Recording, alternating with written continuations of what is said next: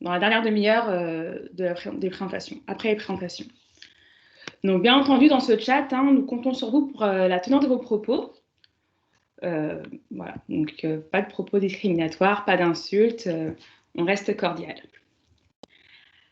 Alors, avant de laisser la parole aux experts, je vais me présenter. Donc, Amia Kabou, responsable grand compte chez Cegedim Insurance Solutions et spécialisée en gestion de projet en assurance de personnes et yard depuis 10 ans. Donc, l'équipe projet m'a gentiment sollicité pour animer cette conférence et je les remercie vivement pour leur confiance. Et donc, on va commencer avec les intervenants. Donc, je commence quelques présentations. Nous avons le plaisir et l'honneur de pouvoir assister à 3 interventions de qualité. Donc, au programme, notre premier expert, Maître Pierre Craponne, avocat au sein du cabinet d'avocats Choiset et Associés. Attention les micros, oui, qui interviendra sur les cyber-risques dans le contexte de la Covid-19.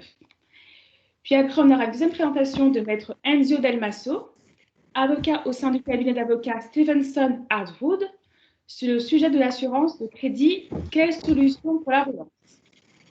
Et enfin, donc, M. Christophe Delcamp, directeur adjoint assurance de dommages et responsabilité auprès de la FFA, qui va clôturer cette conférence avec une présentation sur l'assurabilité des pandémies et les perspectives en matière de gestion des risques. Donc, Maître Pierre Craponne, bonjour. On ne vous entend pas. Votre micro, je pense qu'il est fermé. Est-ce que c'est mieux?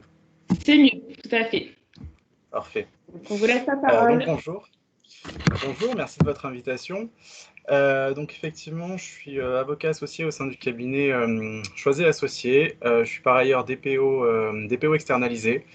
Et c'est du coup en cette double qualité qu'on m'a demandé d'intervenir sur ce sujet passionnant des risques systémiques dans le cadre dans le contexte actuel de la crise sanitaire et plus généralement dans ces contextes de crise. Donc, je vais partager mon écran.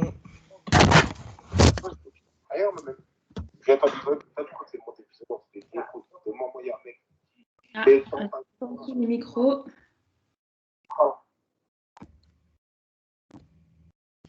Voilà, normalement ça devrait fonctionner. Parfait.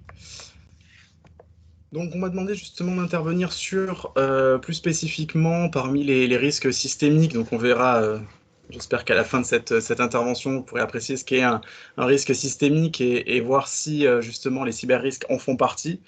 En tout cas, on voit de plus en plus dans la presse que ça tend à le devenir, ou on tend à les qualifier de la sorte. Je vais m'attarder justement sur les incidences en termes d'assurance de ces cyber-risques dans le contexte actuel.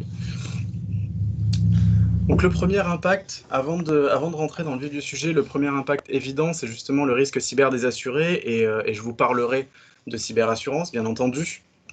Mais il y a un second impact qui est cher à mes yeux et qui me semble important, c'est le risque cyber des assureurs et plus généralement des distributeurs d'assurance, sur lequel je reviendrai en deuxième partie.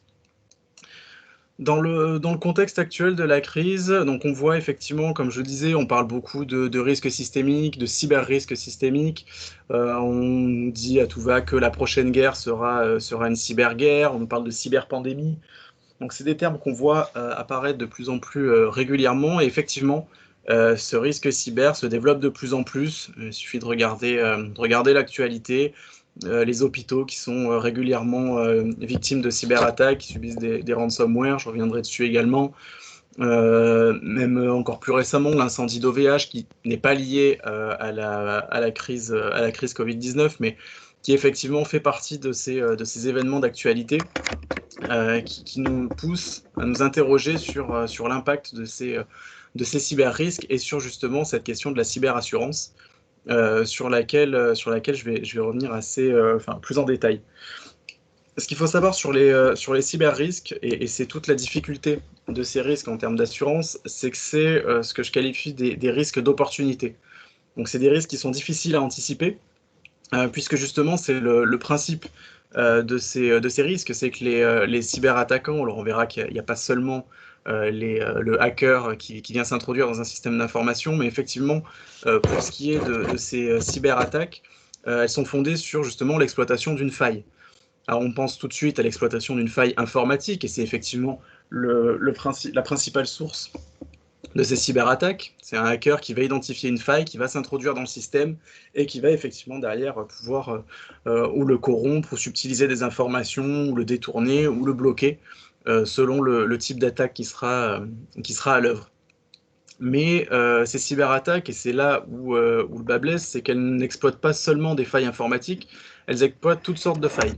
Ça peut être des failles humaines, elles vont exploiter, effectivement, on le verra encore plus dans le cadre de la crise sanitaire, elles vont exploiter les craintes des personnes, les habitudes des personnes. Donc voilà, il y a une exploitation de failles humaines, mais il y a aussi des exploitations de failles qui vont être beaucoup plus pratiques. Ça peut être une faille de sécurité physique, quelqu'un qui va s'introduire dans un bâtiment et derrière pouvoir subtiliser des informations en vue de perpétrer une cyberattaque. Donc on a effectivement ce côté opportunité, voire opportunisme des cyber-risques qui les rendent très difficiles à anticiper et donc, par voie de conséquence, très difficiles à assurer. Donc il y a plusieurs réponses envisageables pour ces cyber-risques, on y reviendra également. Il y a de la prévention, de la formation, comment se préparer en cas de cyberattaque, donc comment réagir à ces cyberattaques. Et parmi ces réponses, on a également la cyberassurance. Et c'est effectivement ce sera effectivement le premier volet de ma présentation. Vous parlez de ces cyber-risques côté assuré et de la cyberassurance. Donc, comme je vous le disais, parmi les conséquences de la crise sanitaire, on a effectivement cette exploitation de la crainte des personnes dans un climat anxiogène. Cette exploitation des craintes, elle se retrouve à plusieurs niveaux. Le premier niveau, c'est au niveau des entreprises, parce qu'effectivement, par nature, une cyberattaque qui va bloquer l'activité d'une entreprise, c'est une crainte pour une entreprise. Si l'entreprise voit son activité bloquée pendant plusieurs jours, c'est du chiffre d'affaires qui s'en va, c'est de la perte d'exploitation. C'est souvent difficile de s'en relever. On n'arrive pas forcément systématiquement à un dépôt de bilan, mais ça peut être le cas. Donc effectivement, la crainte de ces entreprises peut aboutir à des réactions qui ne seront pas toujours, j'allais dire, raisonnées. Ça peut être notamment, on entend souvent parler des ransomware. Donc le ransomware, le fonctionnement est relativement simple. Les hackers vont s'introduire dans le système, vont crypter vos données et vont ensuite vous envoyer un message en vous demandant de payer une rançon, la plupart du temps en Bitcoin forcément, en contrepartie de la clé de décryptage. La première réaction d'une entreprise qui veut sauver son activité, c'est de se dire j'ai besoin de ces informations, donc je vais payer la rançon, qui en général est adaptée justement à l'entreprise. Une toute petite entreprise, on ne va pas demander une rançon colossale, donc les hackers font en sorte en général de demander des rançons qui seront adaptées aux entreprises qu'ils ciblent, pour justement obtenir ce paiement de la rançon. Donc les entreprises vont payer la rançon, donc effectivement elles vont pouvoir récupérer leurs données, mais rien n'empêchera le hacker de se dire très bien, cette entreprise règle rapidement parce qu'elle a besoin de ces informations, donc je vais répéter mon attaque le mois prochain, dans 2 mois, et ça me fera une rente relativement régulière. Donc c'est effectivement une source de perte pour les entreprises, et la réaction n'est pas du tout raisonnée.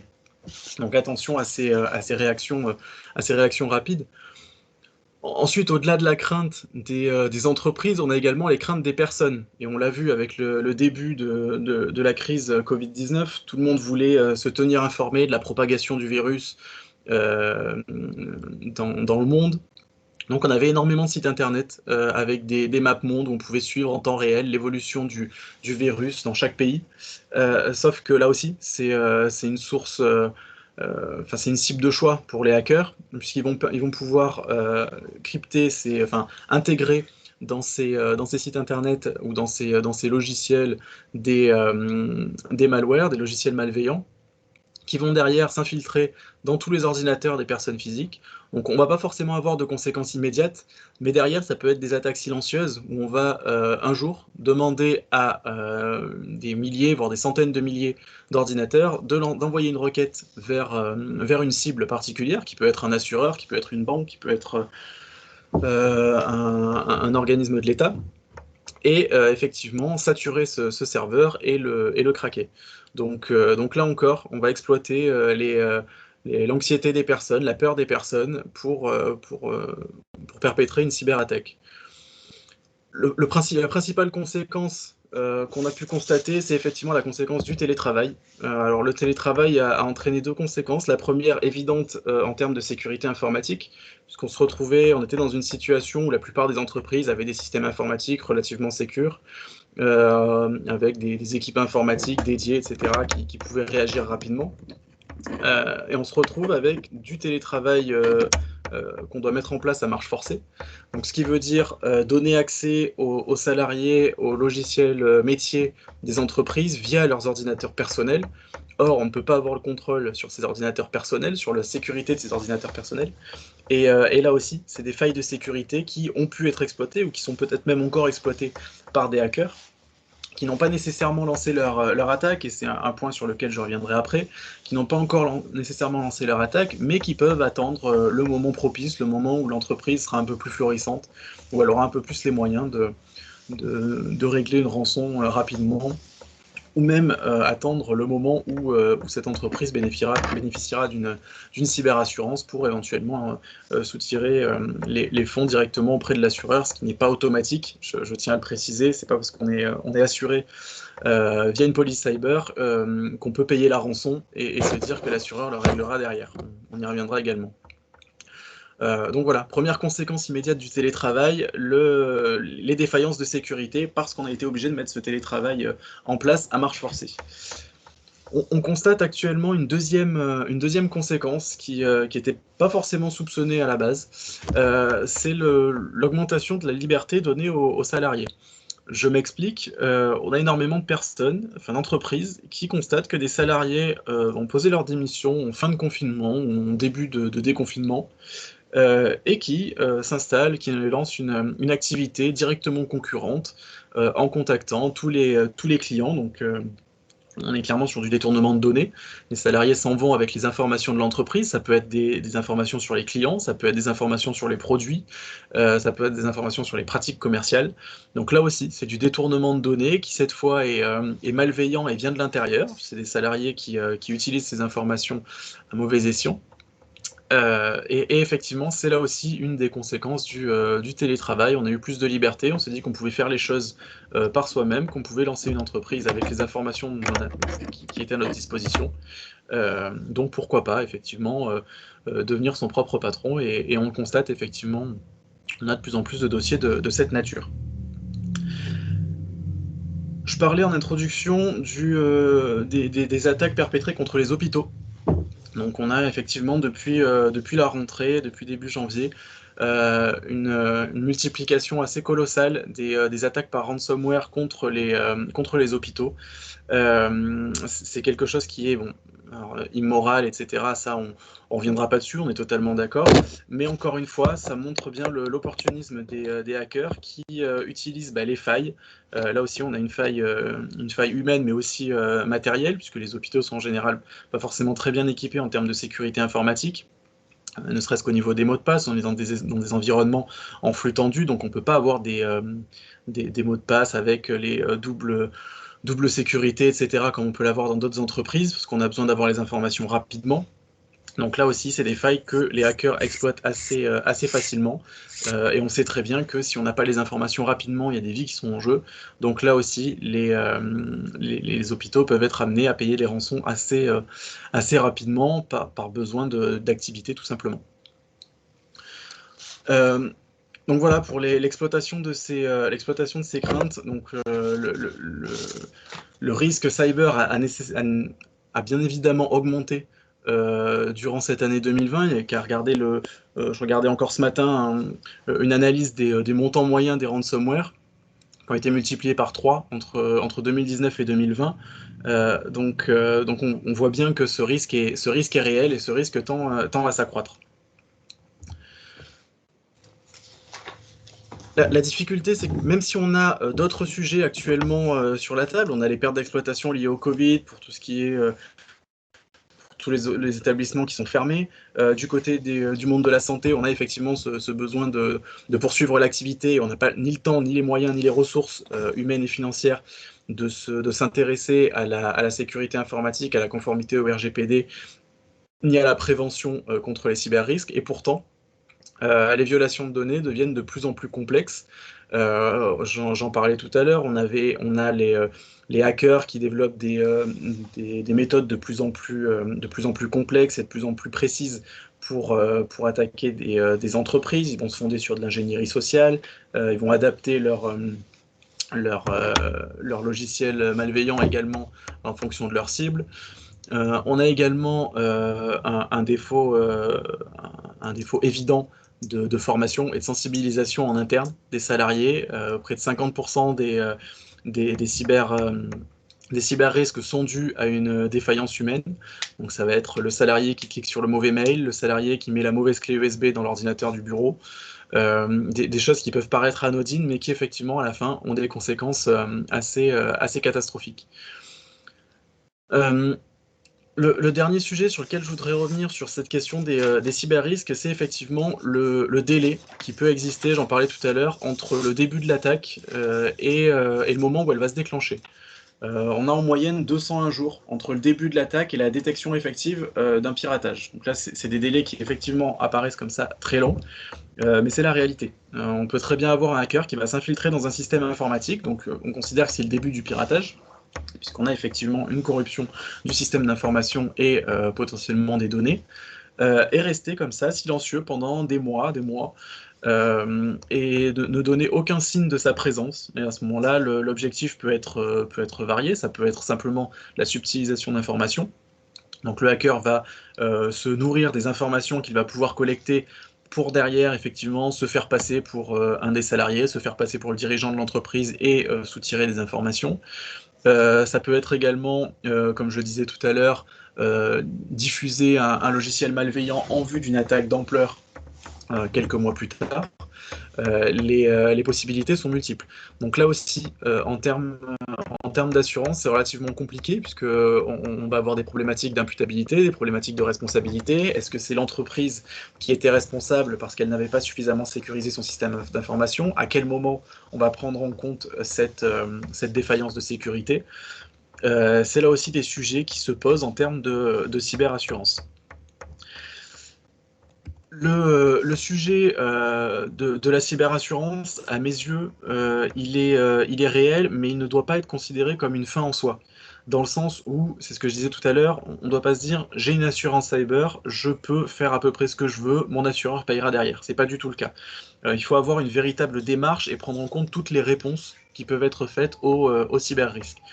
La première réponse, elle est à mon sens pédagogique. Ça devrait être de sensibiliser les personnes en interne à ces risques pour diminuer déjà grandement le risque de subir une cyberattaque. Ensuite, on a les réponses relativement classiques, les réponses techniques, les réponses organisationnelles. Ça va être avoir un antivirus efficace, sauvegarder ses données, crypter ses données sensibles, avoir plusieurs types de sauvegarde. S'organiser en interne. Là aussi, si on a des données sensibles, type des données de santé, ne pas donner accès à n'importe qui à ces données, donc cloisonner le système d'information, cloisonner les locaux également. Sinon, ça ne sert absolument à rien. C'est l'exemple que je donne systématiquement, mais ça sert à rien d'avoir un système ultra sécurisé si on donne les clés aux hackers. C'est la même chose qu'avoir une porte blindée et laisser les clés sur la porte. Si on a un système avec des mots de passe à double entrée, et extrêmement complexe, mais que tous ces mots de passe sont sur les post-it des écrans, ça ne sert absolument à rien. Ensuite, on a des réponses juridiques, donc, qui concernent un peu plus directement les avocats, mais là aussi, c'est important dans son réseau de partenaires, dans son réseau de clients, de sécuriser les transferts de données et s'assurer que ces partenaires sont suffisamment sécurisés avant de leur transmettre des informations sur vos clients. Et enfin, une fois qu'on a diminué ce risque au maximum, qu'on a optimisé sa sécurité à tout niveau, au niveau humain, au niveau informatique, au niveau technique, au niveau organisationnel, à ce moment-là, on peut envisager une cyberassurance, ce qui ne veut pas dire qu'on doit avoir la démarche de se tourner vers la cyberassurance qu'à la fin de la mise en conformité et de la mise en sécurité. Mais dans l'idée, c'est que la cyberassurance doit couvrir un risque résiduel. Donc, une fois qu'on a diminué le risque au maximum, sachant qu'on ne peut pas atteindre le risque zéro, on va se tourner vers la cyberassurance pour pouvoir couvrir les risques résiduels qui peuvent survenir.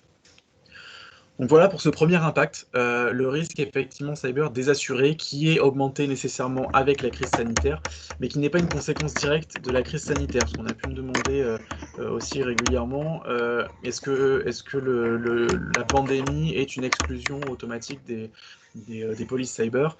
Alors déjà, il n'y a pas d'exclusion automatique des polices cyber, il y en a qui sont récurrentes, mais la principale...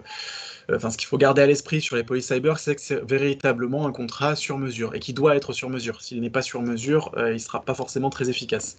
Donc il faut impérativement que ce contrat soit adapté à l'activité, adapté à la taille de l'entreprise et adapté à l'entreprise elle-même, à son mode de fonctionnement. Donc pour revenir sur la question de la pandémie, exclure le risque pandémie, alors oui, c'est une sécurité pour les assureurs, mais après, il va falloir démontrer que l'attaque, la cyberattaque résulte effectivement de la pandémie. Et là, ça me paraît assez compliqué de rapporter la preuve de ce lien direct entre la pandémie et la cyberattaque, mais pourquoi pas. On sait que les assureurs, et je pense qu'il y en a qui sont présents aujourd'hui, sont aussi, et ils ont l'obligation d'être prudents dans leur évaluation des risques. Ils ne peuvent pas couvrir n'importe quoi. Donc voilà, cette exclusion, pourquoi pas, mais à mon avis, elle n'a pas vraiment de sens dans ces polices cyber.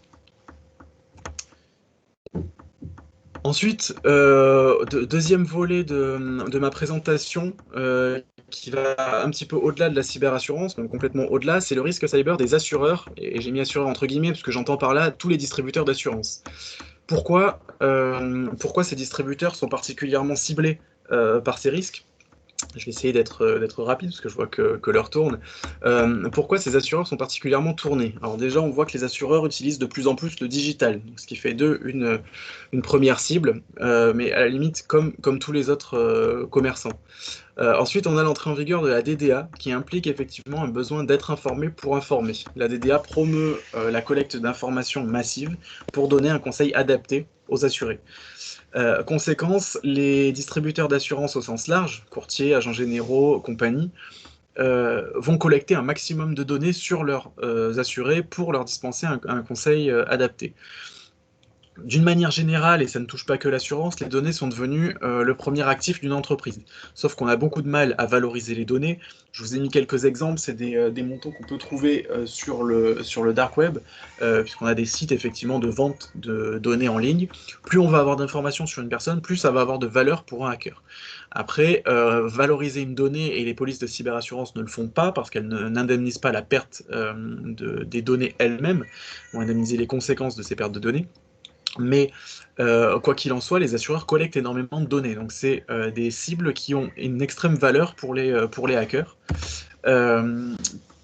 Pour des simples raisons pratiques. Pourquoi est-ce qu'on va aller s'embêter à aller chercher des informations sur un utilisateur particulier et répéter plusieurs attaques sur des utilisateurs, alors qu'on peut toucher tous les utilisateurs d'un coup en attaquant une compagnie d'assurance? De la même manière, pourquoi est-ce qu'on va se contenter d'avoir une seule information sur une personne en attaquant, j'en sais rien, son agence bancaire, alors qu'on peut avoir toutes ces informations bancaires, informations de santé, localisation, etc., si on cible son assureur. Donc, la conséquence immédiate, c'est qu'effectivement, l'assurance n'est pas le seul secteur touché. On a effectivement le tourisme, la gestion de patrimoine, la banque. D'une manière générale, toutes les activités de conseil, c'est la même chose pour les cabinets d'avocats. Nous sommes particulièrement ciblés par les cyberattaques parce que nous avons énormément d'informations sur nos clients et ça intéresse particulièrement les hackers. J'en terminerai pour illustrer effectivement de manière un peu concrète ce risque particulier pour les assureurs avec quelques décisions de la CNIL qui mettent bien en évidence ce risque particulier des assureurs. Donc l'une des premières décisions rendues au visa du RGPD, une décision du 18 juillet 2019 qui concernait effectivement un courtier avec une sanction plutôt lourde en comparaison d'autres sanctions de la CNIL, puisqu'elle représentait 1,7% du chiffre d'affaires. Une sanction qui a été prononcée sans mise en demeure préalable, puisqu'elle touchait un manquement important aux yeux de la CNIL, à savoir un défaut de sécurité et de confidentialité des données. Ce courtier a été sanctionné particulièrement lourdement alors qu'il avait coopéré avec les équipes de la CNIL durant l'enquête parce que justement il avait un nombre assez impressionnant de données sur ses assurés, sur ses clients et notamment des données sensibles. J'en terminerai avec ces deux décisions très récentes du 7 décembre 2020, alors qui ne concernent pas le monde de l'assurance, qui concernent le monde de la santé, avec des médecins libéraux, indépendants, qui ont été sanctionnés par la CNIL. Alors, pourquoi je vous parle de ces décisions-là? Simplement pour attirer votre attention sur le fait que la CNIL ne vise pas que les grands groupes, elle ne vise pas que Google, que Amazon, que Marriott, etc. La CNIL cible effectivement tous les secteurs à risque. Si des médecins indépendants peuvent être touchés et avec des sanctions relativement lourdes en termes de pourcentage du chiffre d'affaires, ça veut dire que n'importe quel distributeur d'assurance peut également être ciblé parce qu'il a aussi accès à toutes ces informations sur ses clients. Donc risque systémique, à mon avis, oui, le risque cyber va être amené à évoluer.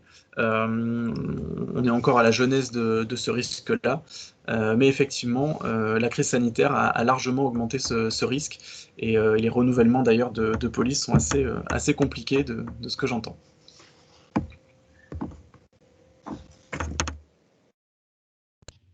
Merci, Maître Craton, pour votre présentation. On a quelques questions qui vous seront du coup posées en fin de conférence, si ça vous va. Bien sûr, aucun problème. Très bien. Donc, on va passer à la présentation de Maître Dalmasso sur la partie crédit.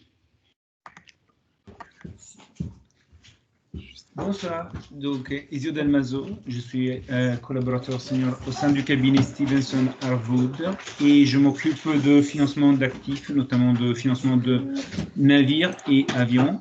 Et ce dont je vais parler aujourd'hui, c'est l'assurance de crédit et comment les assureurs de crédit ont fait face à l'épidémie. Donc, une petite introduction pour juste vous donner quelques éléments de contexte. C'est lié au fait que,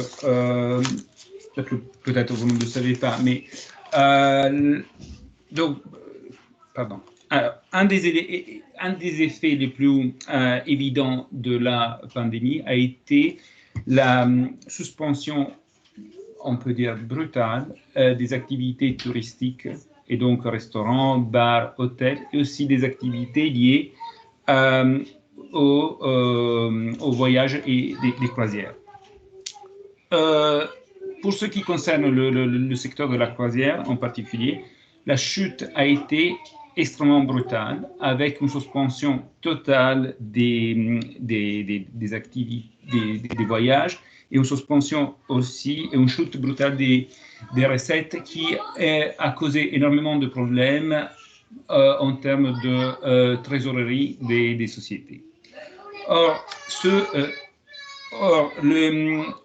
cet effet pourrait avoir eu énormément d'effets à cascade sur les constructeurs de navires de croisière, qui sont pour la plupart localisés en Europe, notamment dans certains pays qui sont, comme vous voyez dans le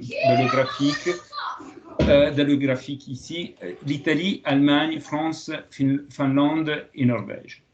Je vous montre aussi un autre graphique qui montre la valeur de ce marché qui était estimé, et c'est toujours estimé, à hauteur d'environ 7 milliards par an de nouveaux navires en cours livrés par an.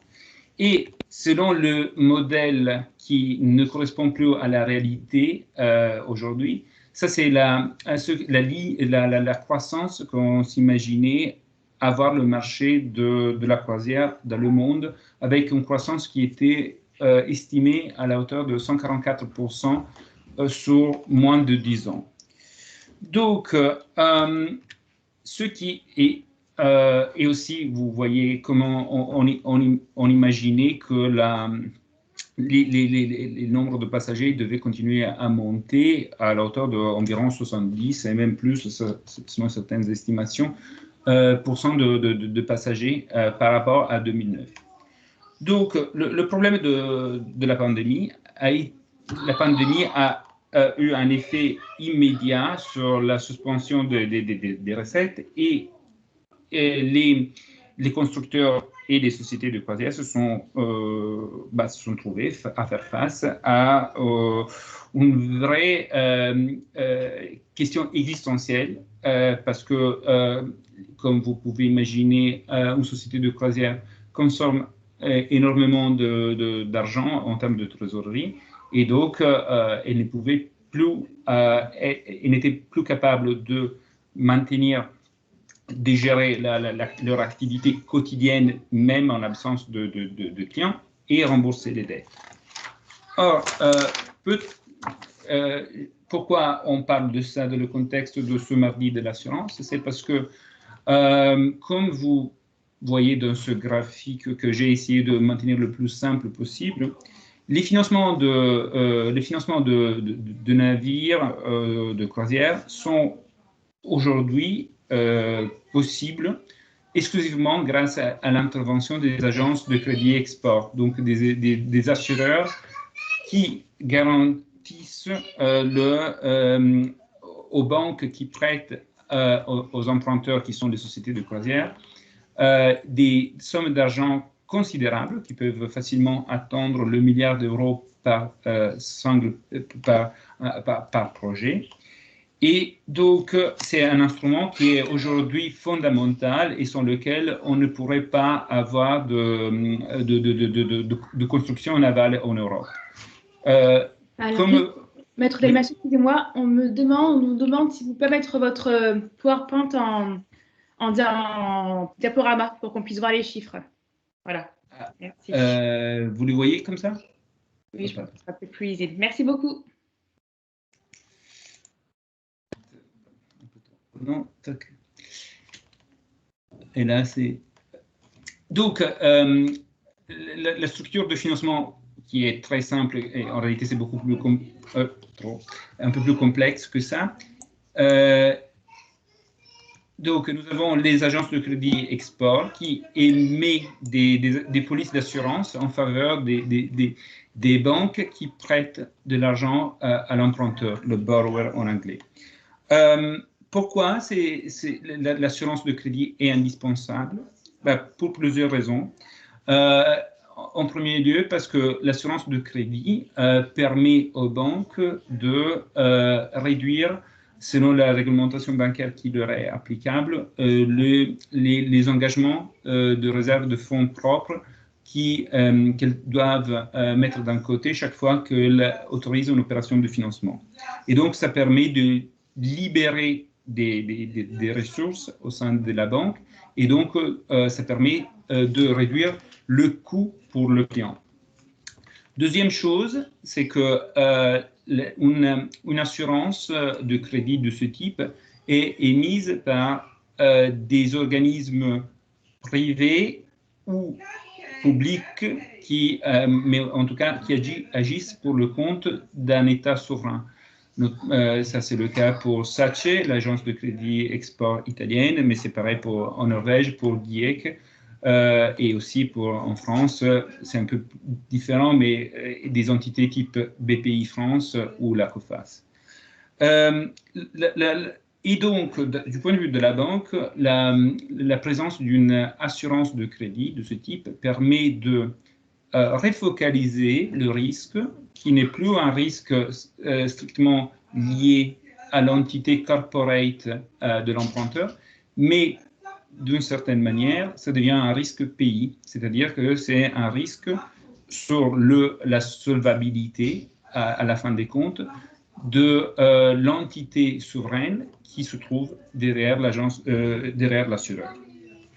Or, ce type d'assurance couvre normalement à la hauteur de 70 et 80% du prêt, qui lui-même ne couvre pas la totalité du prix d'achat du navire. Et selon des règles qui sont imposées au niveau OCDE. Ce prêt doit être remboursé sur une période de 12 ans avec des remboursements en capital constant, plus paiement des intérêts tous les 6 mois. Or,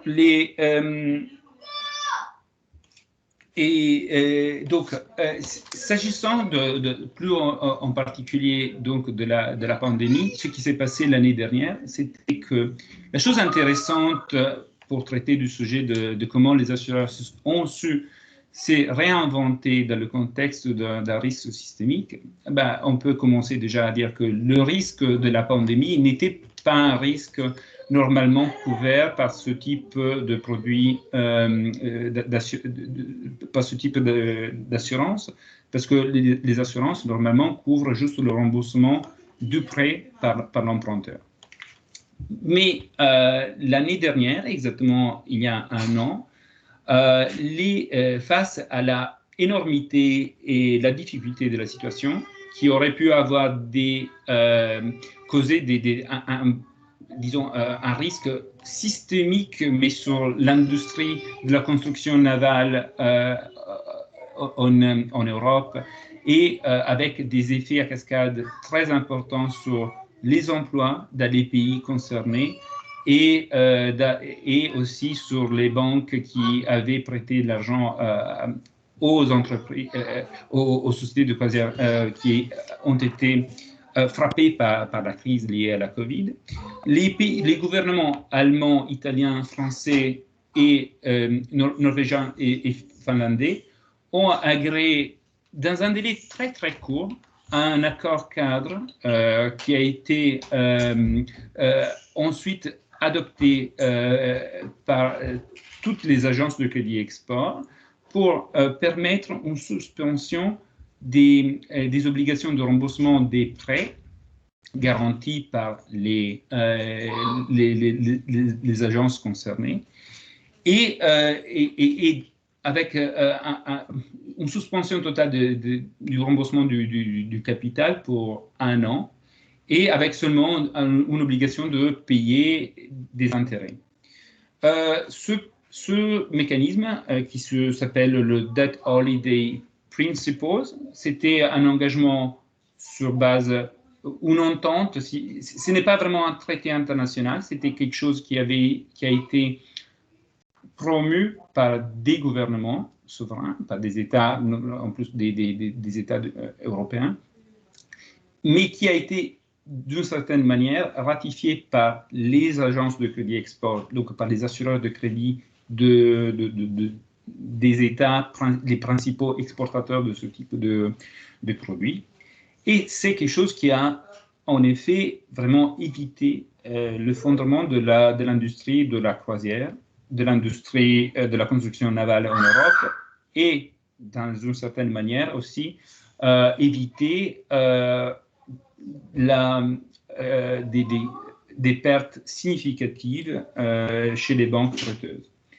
Alors, mais malheureusement, le problème, c'est que malheureusement, on voit bien que, contrairement à ce qu'on pouvait imaginer il y a 1 an, la situation ne va pas évoluer d'une façon positive vers une reprise des activités de croisière à des niveaux comparables à ceux où nous étions en 2018 ou 2019.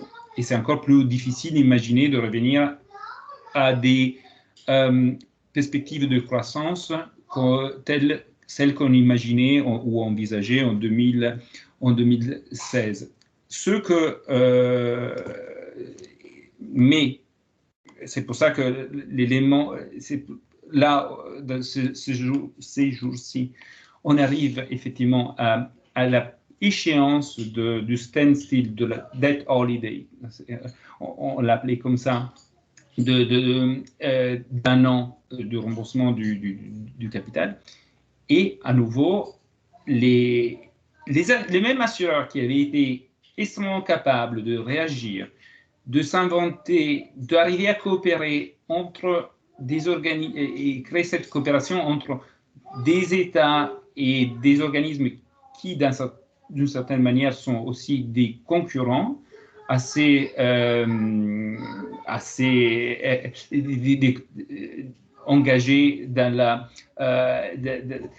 le gain de position de marché de plus en plus importante, se retrouve aujourd'hui dans la difficulté de ne pas savoir comment innover ou faire quelque chose de différent de ce qui a déjà été fait il y a un an, et donc simplement de retarder d'un an le remboursement des prêts.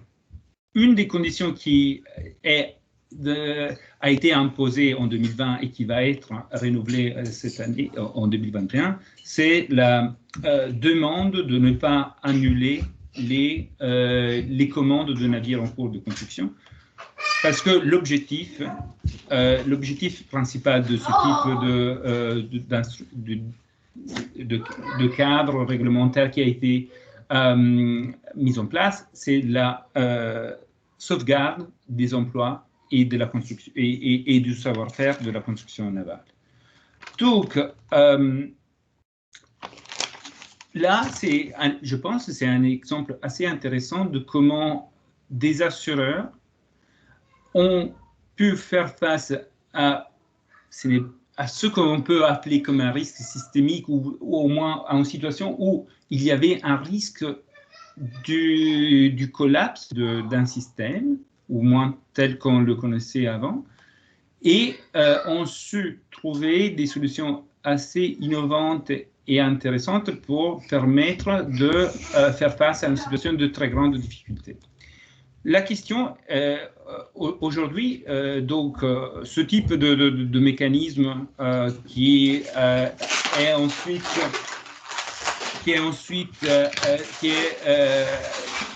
se retrouve aussi dans des situations comparables. Pardon, un instant. Non.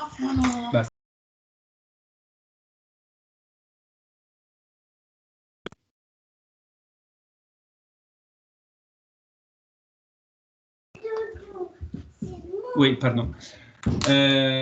Et donc, là, c'est un élément, comme je disais, la question se pose pour la relance, et je vais conclure. Et pour ce qui concerne la relance, c'est clair que ce type de structure, aujourd'hui, est probablement indispensable et c'est ce que les États ont déjà en partie mis en place. C'est le prêt garanti par l'État en France, la Garanzia Italia en Italie, mais il y a des exemples un peu partout dans le monde. C'est que dans une situation où la liquidité devient de plus en plus... la liquidité devient indispensable pour pouvoir continuer, mais il y a aussi un taux de défaillance, de difficulté pour les entreprises de pouvoir continuer à développer ou investir. Ça devient fondamental l'intervention des assureurs de crédit qui vont devoir mettre en place des structures assimilables à celles que j'ai décrites, parce que c'est seulement avec ce type d'instrument que les banques vont pouvoir donner à nouveau des moyens aux entreprises pour reprendre et surtout imaginer de faire le plan de relance. Pour terminer rapidement sur ce point, par exemple, prenons l'exemple du plan de relance de l'Union européenne Next Generation EU. En Italie, c'est un pays que je connais bien, il est envisagé, on attend encore quelques décrets, quelques disons des dispositions législatives pour le rendre totalement opérationnel, mais il est envisagé que SACE, donc l'agence de crédit export italienne, donc l'assureur de dernier ressort de l'État italien,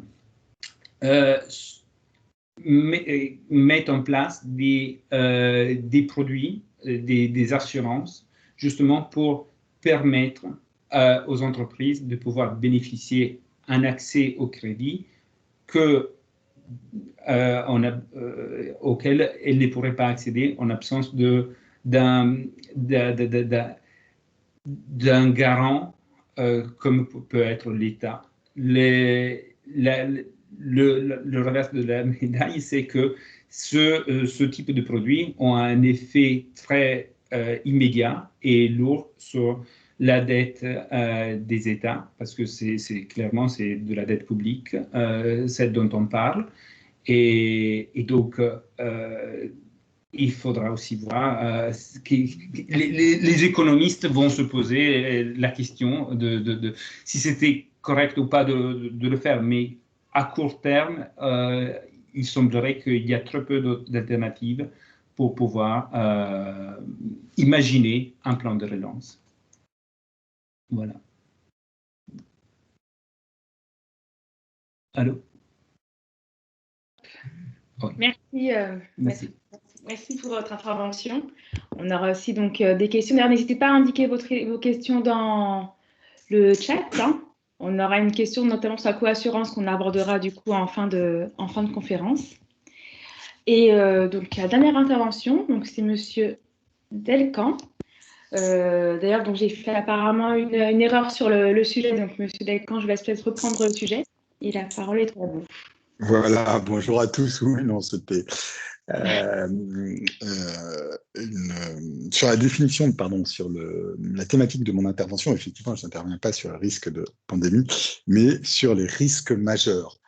Oui. Pourquoi? Parce que, tout simplement, une pandémie est un risque systémique qui ne peut pas être assuré.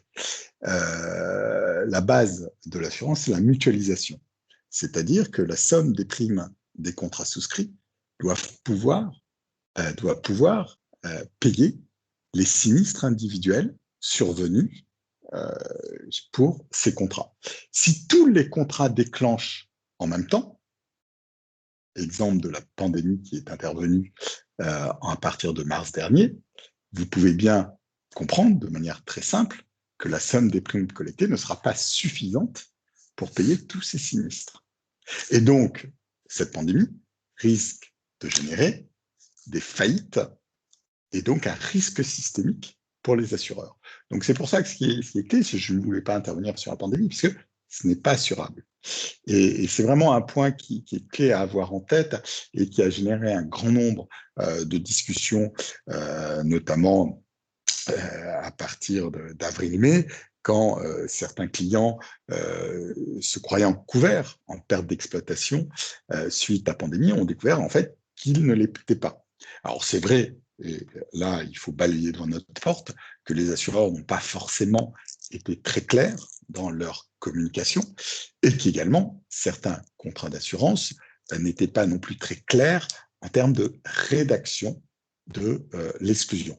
Et là, je laisserai un certain nombre d'avocats le soin, et je ne m'y aventurerai surtout pas sur ce débat-là, mais le soin, effectivement, puisqu'un grand nombre d'affaires ont été portées en justice, de trancher le sujet. Mais vraiment, je tenais à remettre en introduction à ma présentation, voilà, cette définition de ce qui est assurable, ce qui n'est pas assurable au regard de la pandémie, cette définition du risque systémique. C'est pour ça que j'ai préféré intervenir sur comment assurer les risques majeurs.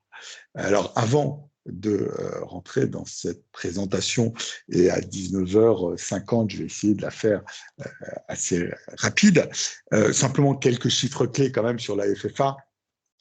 200, la Fédération française de l'assurance rassemble 250, un peu moins de 250 entreprises membres.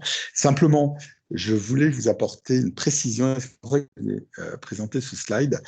Ces chiffres, ce sont les chiffres 2019. Et donc, vous voyez l'encaissement de 227 milliards, 228 milliards d'euros en 2019.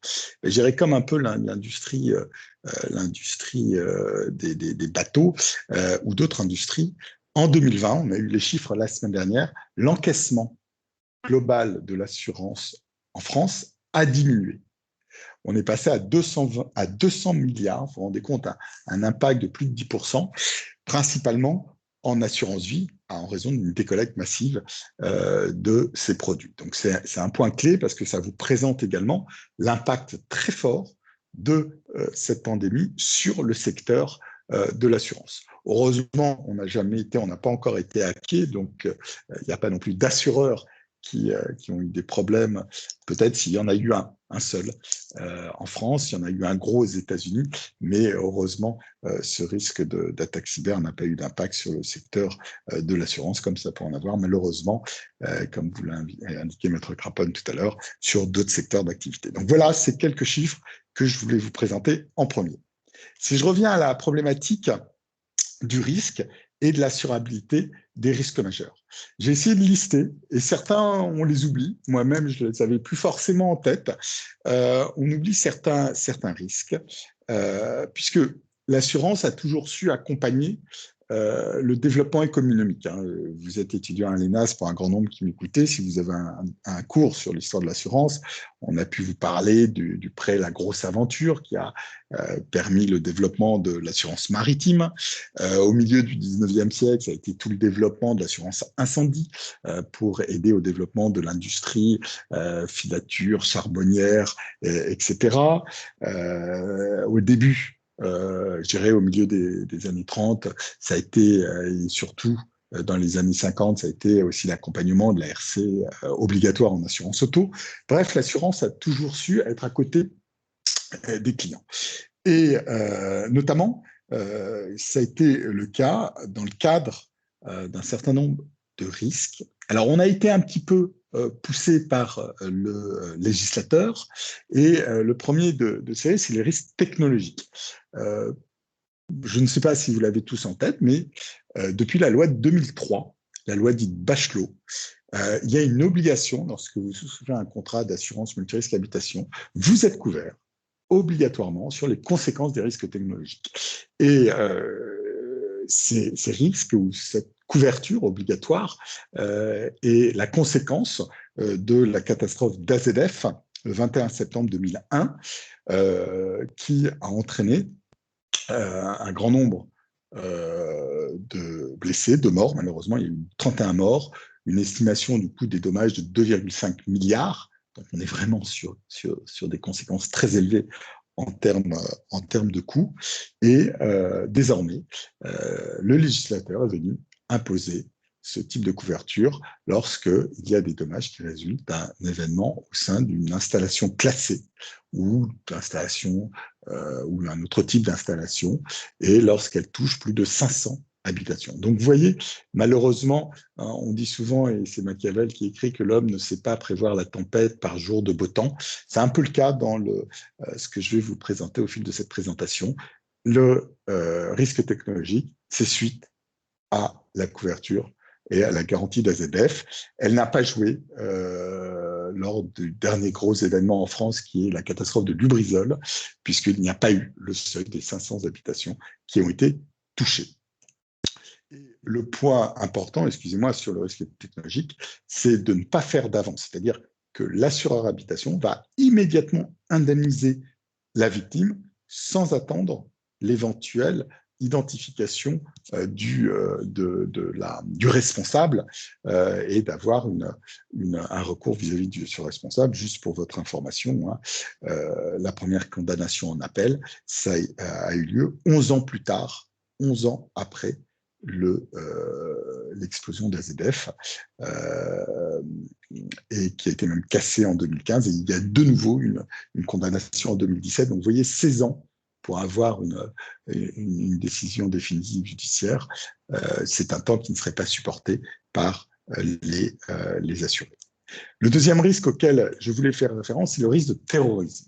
Donc là également, malheureusement, c'est un risque auquel les assureurs ont été confrontés à la suite d'événements où il y a eu une réaction législative. C'est pour les plus jeunes d'entre vous, vous n'avez pas connu et heureusement la série d'attentats qui a eu lieu en 86, notamment c'était rue de Rennes à Paris, et qui a entraîné une obligation de couvrir à la fois les risques corporels, mais également les dommages corporels, mais également les dommages matériels dans les contrats d'assurance. Les dommages matériels, il y a eu une surprime on doit être à 5,60 € aujourd'hui, et les dommages matériels étaient à l'époque inclus dans le coût de la couverture. 11 septembre 2001, quelques jours avant AZF, World Trade Center, et la conséquence immédiate pour les assureurs a été que la couverture de réassurance de cette garantie obligatoire, qui était placée sur le marché privé, de la réassurance privée, eh bien, les assureurs, en l'espace d'une semaine, 15 jours, ont été informés par leur réassureur qu'au 1er janvier 2002, ils ne seraient plus couverts en matière de couverture terrorisme. À l'époque, ça a été un branle-bas de combat dans les compagnies d'assurance, puisque les contrats d'assurance industrielle ont un préavis de 2 ou 3 mois.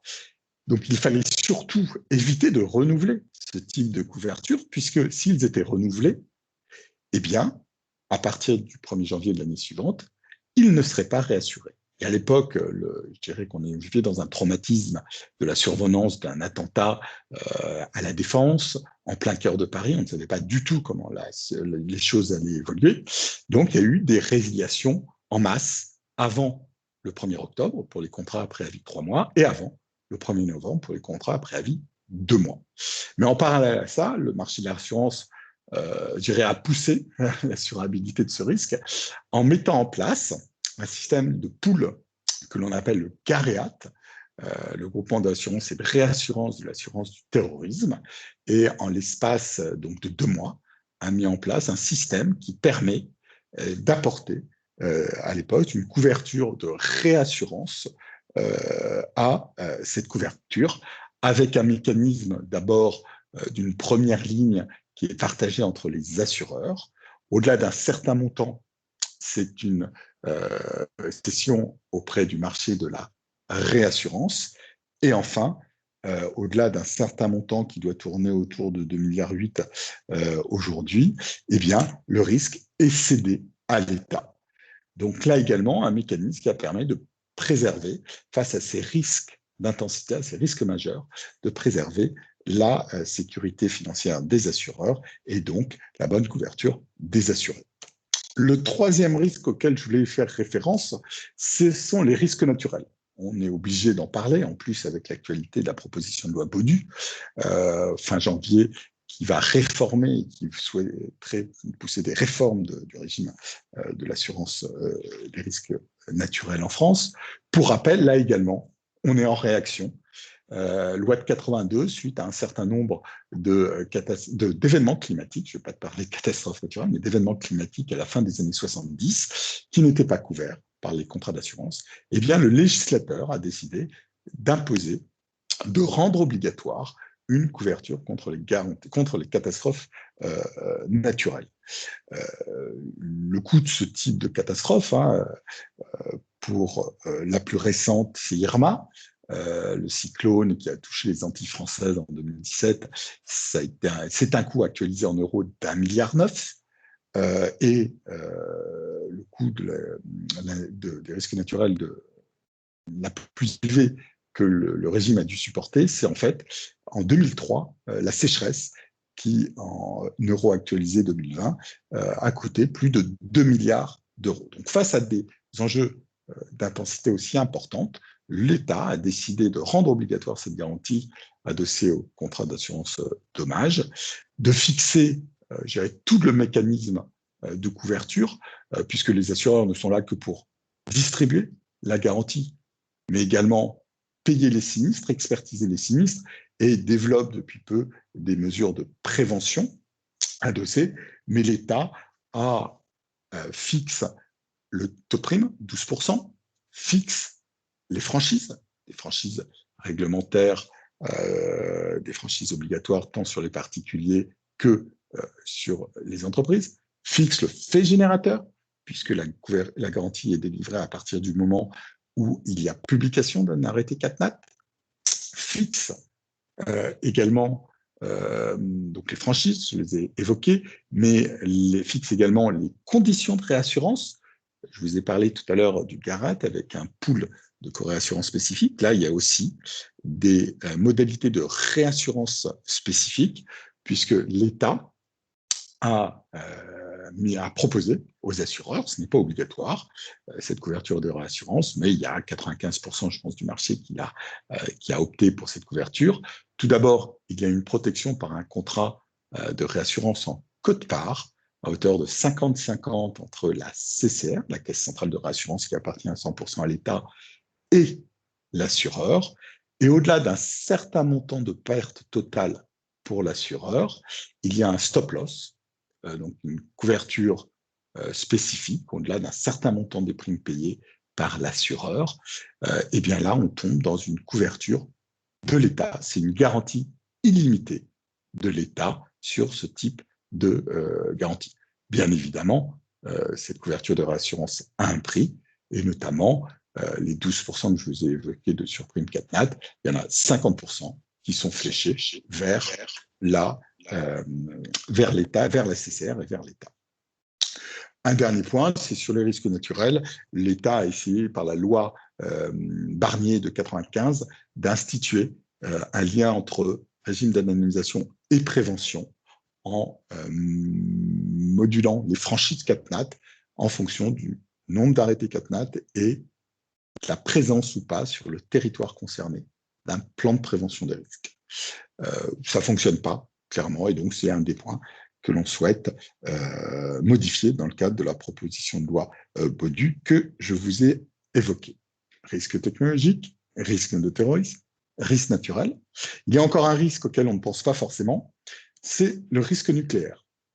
Le risque nucléaire, là encore, c'est, je dirais, après la guerre et le développement du nucléaire civil. Cette fois-ci, je dirais, nos gouvernants ont anticipé la catastrophe pour mettre en place un régime d'assurance. C'est un régime d'assurance d'ailleurs européen, international, puisque ce sont des conventions internationales, la Convention de Paris, puis la Convention de Bruxelles, qui viennent mettre en place un système d'obligation d'assurance de la responsabilité civile des exploitants nucléaires, sur la base d'un régime dérogatoire des régimes de responsabilité civile, puisque c'est sur la base d'un régime sans faute de présomption de responsabilité de l'exploitant nucléaire, avec l'obligation de s'assurer pour un montant, depuis 2016 en France, de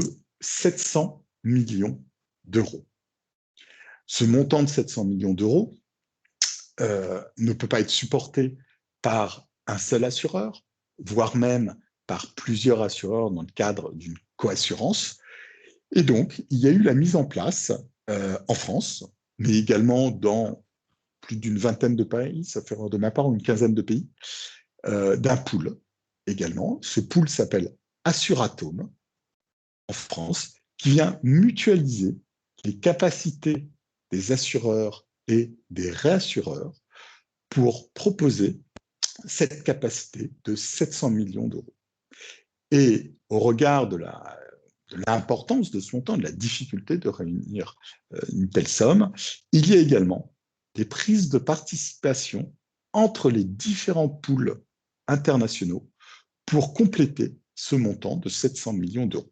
Donc là également, et croisons les doigts pour que je ne sois pas un oiseau de mauvais augure qu'en l'année 2021, puisque je vous ai parlé de 2001, World Trade Center, 2011, année à forte sécheresse, mais 2011, ça a été également l'accident nucléaire de Fukushima au Japon, qui, en termes de coûts, est totalement disproportionné. Ces 700 millions ne suffiront pas.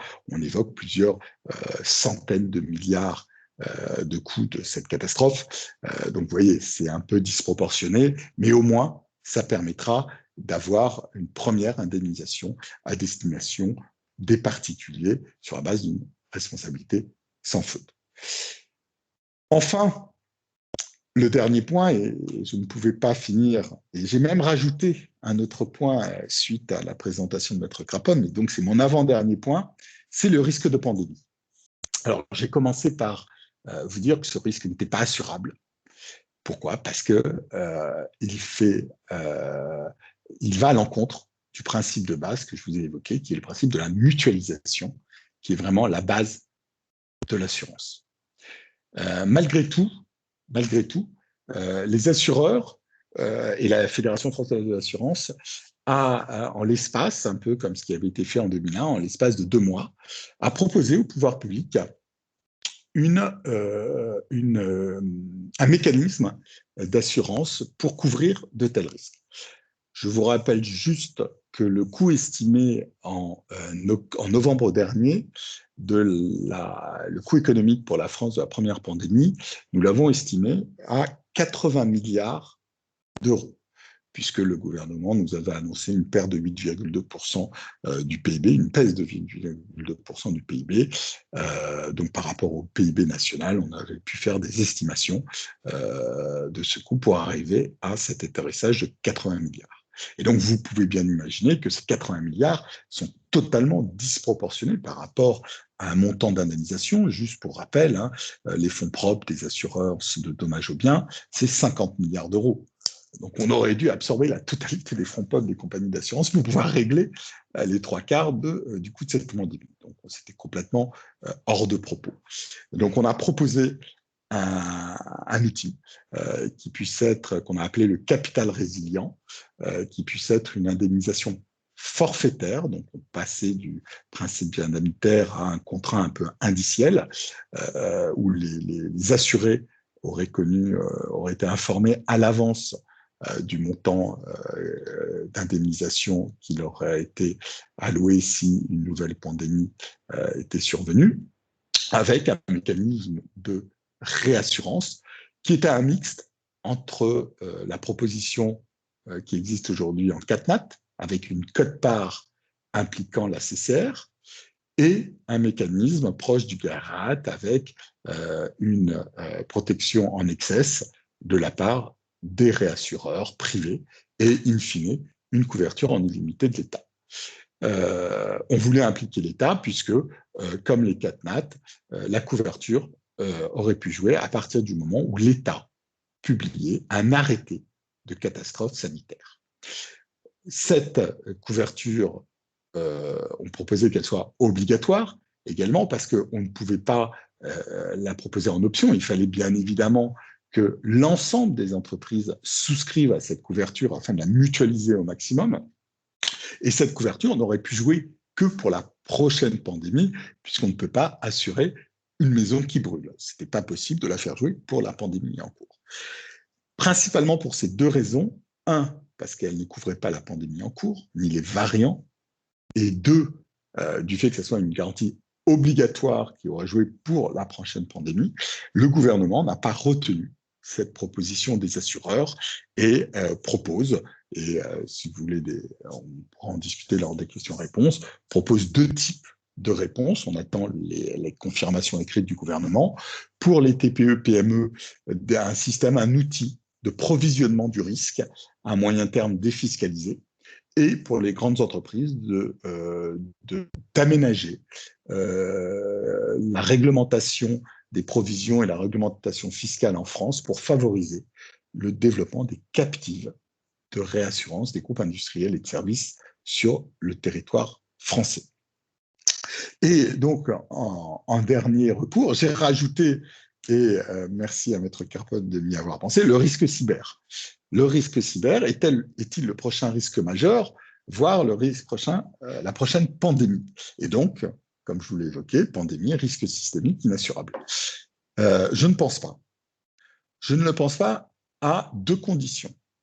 La première, que les entreprises se protègent correctement, prennent conscience du risque et adoptent des mesures de prévention adaptées et adéquates. Que l'État apporte également une vision aux assurés, aux assureurs, sur le risque, sur les attaques en cours, mais également des retours d'expérience et des quantifications du risque qui permettront, et c'est le 3e point, aux assureurs de mieux cartographier ce risque, de mieux l'analyser, de mieux le quantifier, mais également, et le travail est en cours, de mieux identifier les couvertures dans les contrats de dommages, dans les contrats de responsabilité civile et dans les contrats cyber, de bien designer ces contrats afin d'apporter les bonnes couvertures et les bonnes couvertures dans le cadre d'une maîtrise de leur cumul d'engagement pour éviter de retomber dans un risque systémique. Donc voilà, j'ai rajouté ce dernier point par rapport à la présentation que j'avais envoyée. Et donc voilà cette liste où les assureurs ont réussi à repousser l'assurabilité des différents aléas auxquels on était confrontés, auxquels la société était confrontée. Et donc, je terminerai ma présentation par ce dernier point sur les risques cyber. Voilà.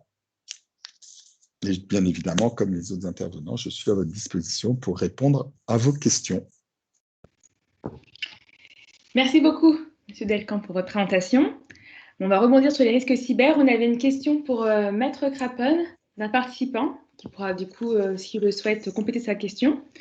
Donc la question était: qu'en est-il de la responsabilité de l'employeur en cas de piratage des données du salarié lorsqu'il utilise son propre ordinateur alors qu'il est en télétravail?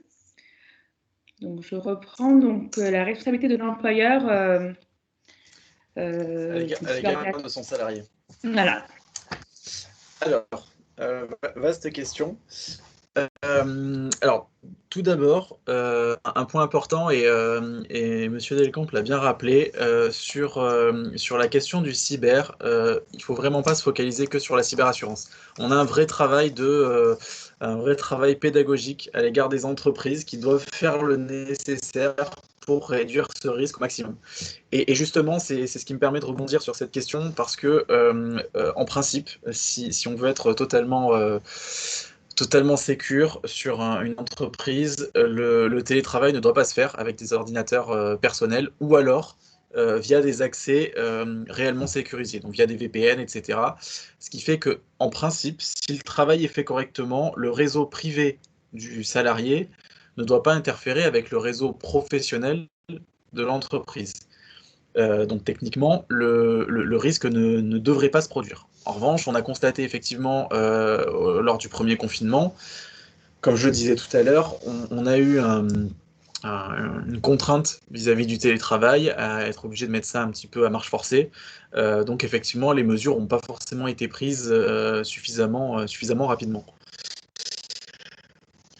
Pour ce qui est de la réponse à la question, avant qu'on dise que les avocats parlent beaucoup mais ne répondent pas aux questions, sur cette question-là, effectivement, l'employeur a une responsabilité, mais le salarié a aussi une responsabilité. Et en fait, toute la question va être de savoir d'où provient la cyberattaque. S'il s'agit d'un comportement du salarié qui est allé sur le mauvais site, qui a cliqué sur le mauvais lien, etc., qui a corrompu ses données et qu'après, par voie de conséquence, ça a atteint le réseau professionnel, bien évidemment, l'employeur n'aura pas de responsabilité à l'égard de son salarié. Il s'agit d'une faute du salarié.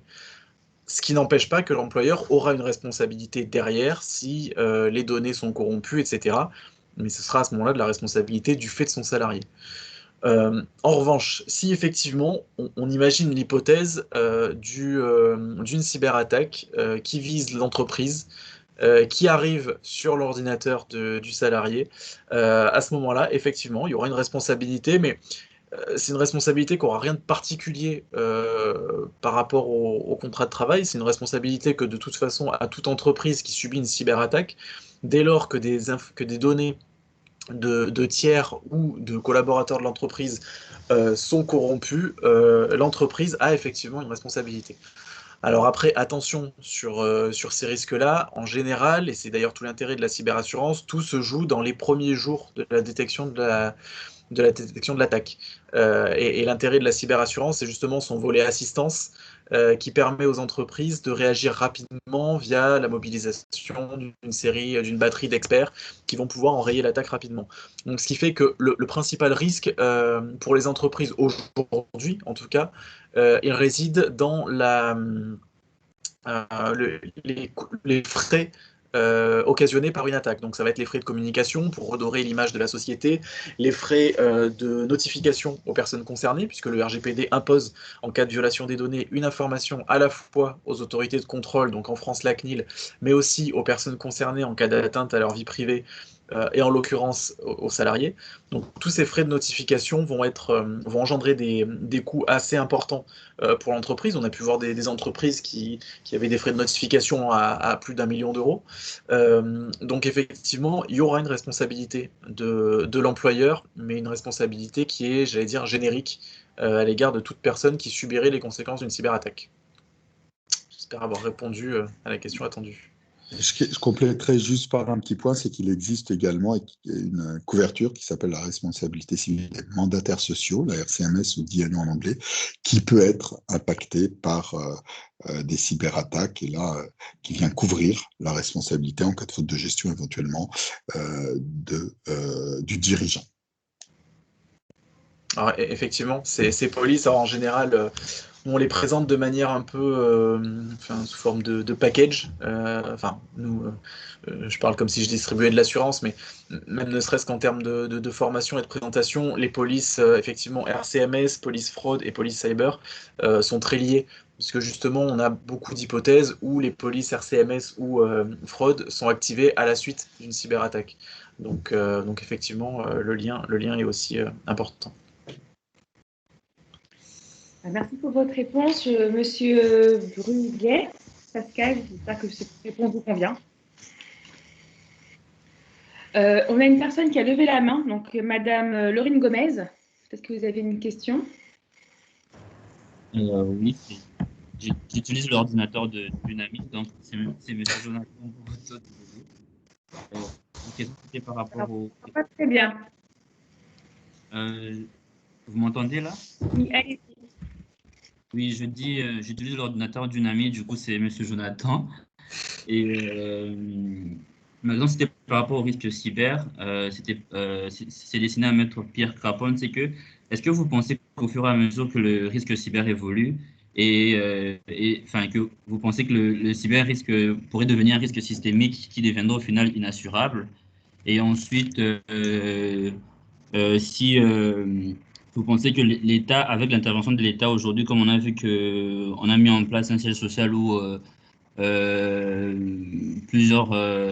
l'État, les assureurs se réunissent pour gérer ou travailler sur les cyberattaques. Vous pensez qu'on on va au final finir par mettre en place un fonds de garantie qui permettrait de mieux couvrir ces risques?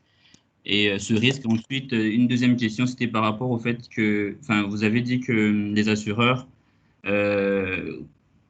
commençaient à exclure la pandémie dans les polices cyber. Je n'ai pas très bien compris. Qu'est-ce qui justifierait juridiquement que les assureurs excluent la pandémie? Parce que dans le cadre, par exemple, de perte d'exploitation, c'est parce que la pandémie, c'est un dommage immatériel, mais je n'arrive pas à comprendre le lien avec le cyber-risque dans cette question.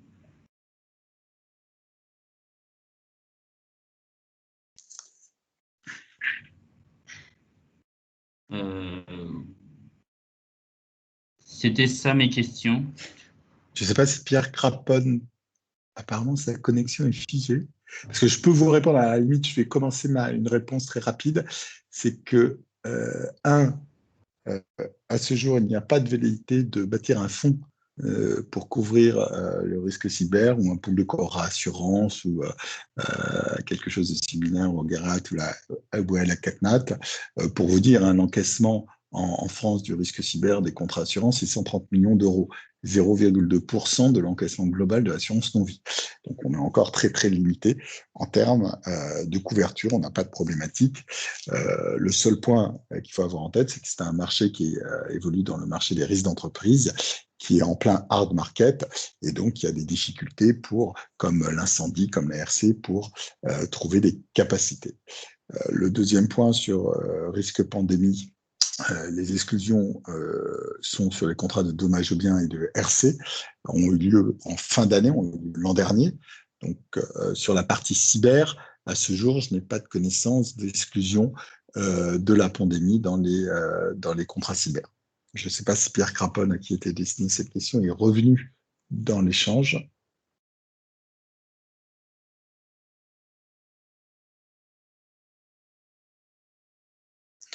Voilà, j'espère a priori non, et j'espère que ça répond à votre interrogation.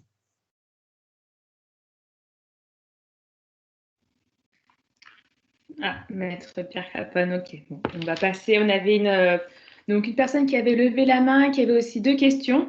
Donc, Madame Diavinga Umba Inès, vous avez une question, il me semble, pour Monsieur Delcan Christophe sur les catégories naturelles. Oui, bonjour. Bonjour. Tout à fait. Donc, une question pour Monsieur Delcan. Bonjour, Monsieur Delcan. En fait, ma question, c'est effectivement sur les risques CatNat. Donc, je voudrais savoir, justement, dans cette réforme, ou en tout cas dans la réflexion des assureurs, est-ce qu'il n'y a pas, disons, à l'instar des États-Unis, une réflexion, par exemple, sur les cat bonds, afin de limiter, vu la recrudescence et en tout cas la fréquence et le coût des sinistres catastrophes naturelles, de pouvoir mettre en place des cat bonds comme aux États-Unis pour limiter un peu, pour limiter les coûts. Est-ce que c'est vraiment envisageable? Et si oui, est-ce que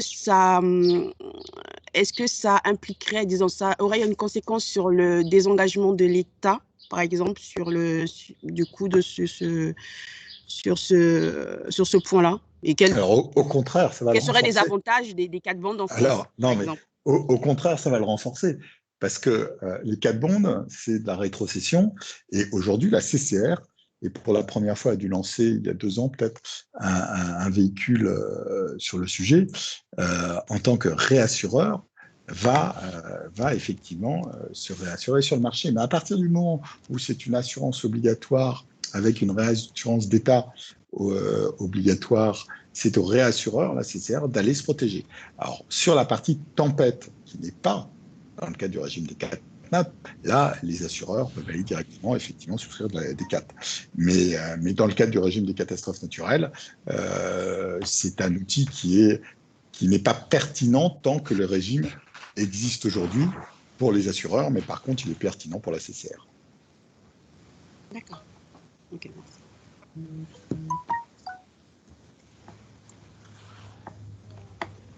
Pour votre tour. On avait une question pour aussi Maître Dalmasso sur donc, n'est-il pas de la coassurance le défaut de renforcement du fait maritime? Oui, c'est tout à fait possible. Donc, il faut dire que les assurances de crédit export sont mises en place dans un contexte, comme je disais tout à l'heure, OCDE. C'est-à-dire que il y a des règles qui ne sont pas vraiment codifiées dans des traités internationaux, mais qui sont largement suivies par les principaux pays membres de l'OCDE. Parce que ce type de mesures de soutien et d'assurance de crédit, d'une certaine manière, peut constituer une aide d'État. Et donc, ça peut créer des situations d'avantage concurrentiel entre les différents pays. Ceci dit, les assurances de crédit export sont mises en place pour des produits qui respectent, qui doivent être éligibles. Et donc, il est nécessaire que dans le contenu du produit qui fait l'objet du financement, il y ait une quote-part qui est normalement autour de 30-35% d'origine nationale du pays où l'assureur de crédit se trouve. Donc, il est tout à fait possible que dans des projets, par exemple, de construction de navires de grande taille, il puisse y avoir du contenu italien, du contenu français et du contenu allemand à hauteur suffisante pour permettre l'intervention de l'agence de crédit export, donc de l'assureur national des différents pays, et que donc, surtout pour favoriser le financement et donc l'achat et l'exportation de ce type de produits, les assureurs des différents pays prennent une partie du risque lié au projet. Ça peut se faire en différentes manières. Il peut y avoir juste 3 assureurs qui assurent pour leur quote-part le financement, ou il peut y avoir une sorte de assureur qui prend le lead et qui devient donc celui qui émet la police d'assurance en faveur des banques qui financent le projet, avec d'autres agences de crédit export derrière. Ce n'est pas vraiment de la réassurance, mais c'est une forme de sous-participation silencieuse au risque qui est couvert par l'assureur chef de file. Donc, c'est possible, c'est comme ça qu'on en voit souvent les assureurs, agents de crédit export s'organiser, surtout pour les projets de grande taille et qui sont pour des projets internationaux où il y a intérêt à que le projet se fasse. Et donc, là, il y a, disons, même d'un point de vue politique, une intervention des gouvernements pour que les agences prennent partie à ce type de projet pour soutenir l'industrie nationale. Merci pour votre réponse.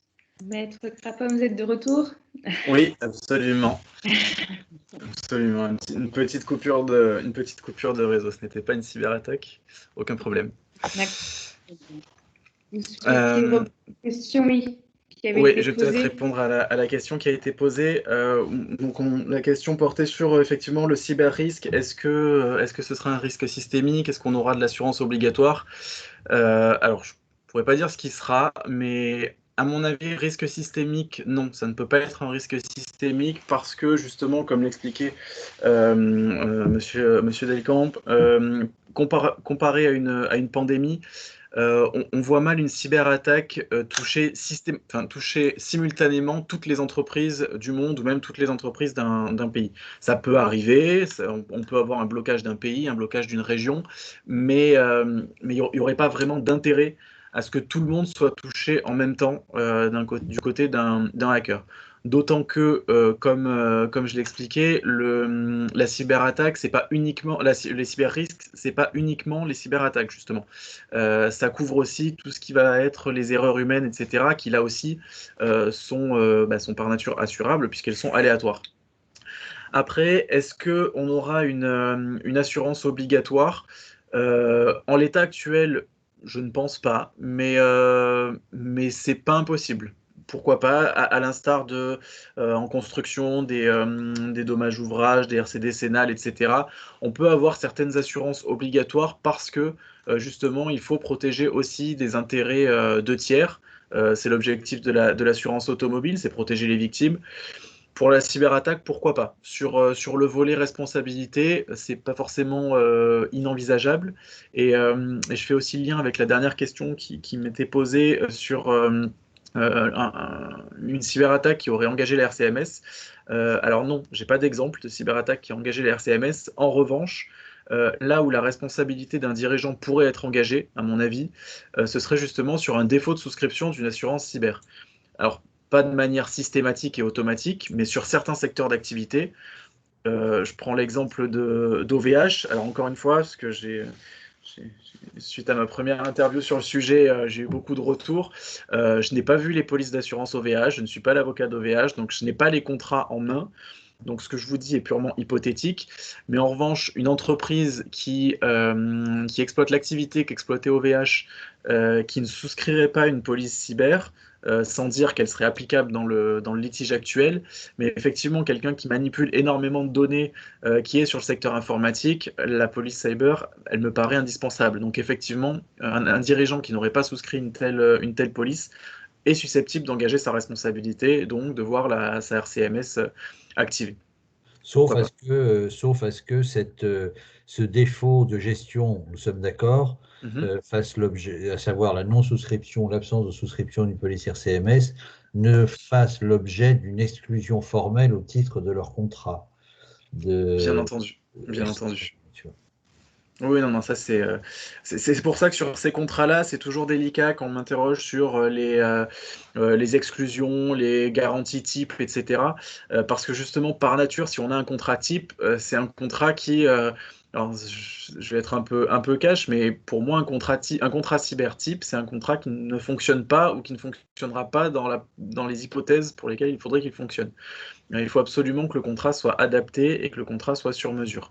C'est un petit peu la même chose pour de la RCMS. On ne peut pas couvrir toutes les fautes d'un dirigeant et tous les dirigeants sans tenir compte de la nature de l'entreprise, de la nature du groupe, etc. Merci. Je vous en prie. Donc pour M. Delcan, on avait une question par rapport à la garantie risque technologique. Et la question était de savoir est-ce qu'elle était inclue dans la MRH. Donc une Oui. question de... D'accord. Oui. Très bien.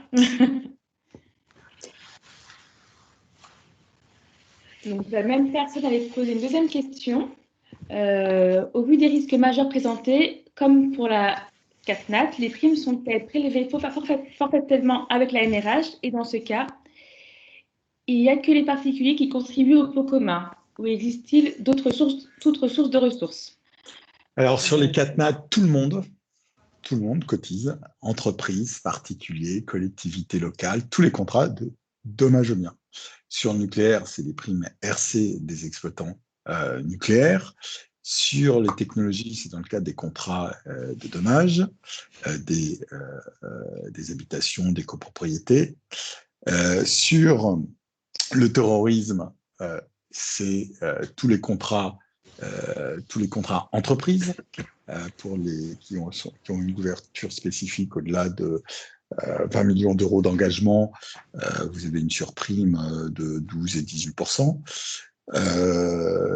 Pour les particuliers en dessous, c'est inclus dans leur tarif de base puisque c'est réassuré par les assureurs. Et voilà, et voilà, et j'ai listé, donc c'est vraiment tout le monde participe, c'est pas que les particuliers. Merci. Monsieur Kim, j'espère que cette réponse vous convient. On va dire que oui.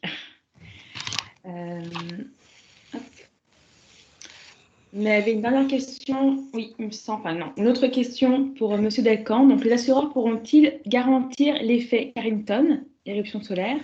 Fera-t-il partie d'un fonds garanti par l'État et intégré dans l'assurance CatNat?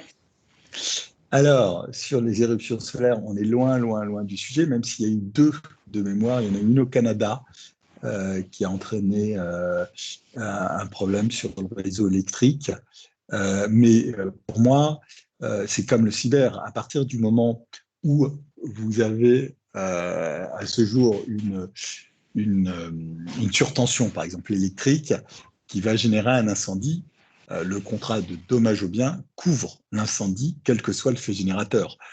Et on est vraiment aux prémices de l'étude de l'impact de ces éruptions solaires.